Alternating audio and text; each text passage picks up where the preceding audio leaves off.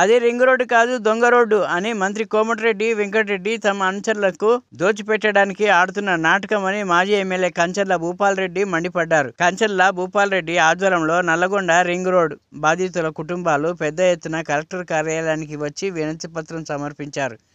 ఈ సందర్భంగా కంచర్ల మీడియాతో మాట్లాడుతూ 3,000 కుటుంబాలు కష్టపడి చెమట వచ్చాయని, సంపాదించుకున్న ప్లాట్లు, ఇండ్లు నష్టపోతున్నా పట్టించుకోవడం లేదని, అధికారం ఉందనే అహంకారంతో కోమటిరెడ్డి మొండి వైఖరి ప్రదర్శిస్తున్నారని దుయ్యబట్టారు. ప్లాన్ 1, 2ను వదిలేసి తమ అనుచరుల లబ్ధి కోసం ప్లాన్ 3 ఎంచుకున్నారని ఆగ్రహం వ్యక్తం చేశారు. తక్షణమే ప్లాన్ 3 ఉపసంహరించుకోవాలని డిమాండ్ చేశారు.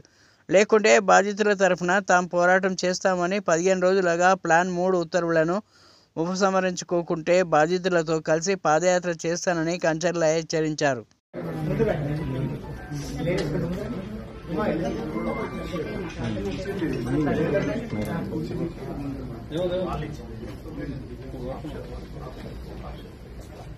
ఆప్షన్ 1, ఆప్షన్ 2 కాకుండా 3 కొత్త ఆప్షన్.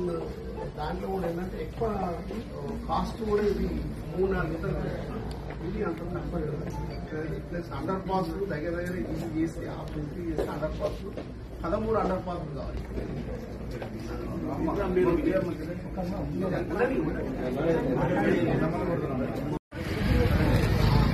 అందరూ కూడా నల్గొండలో గత 15-20 రోజులుగా ఇబ్బంది పడుతున్నటువంటి సమస్య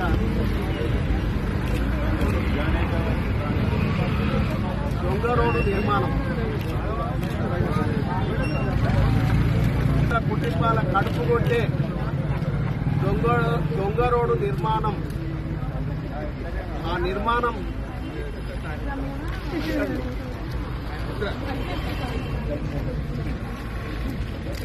ఎన్నో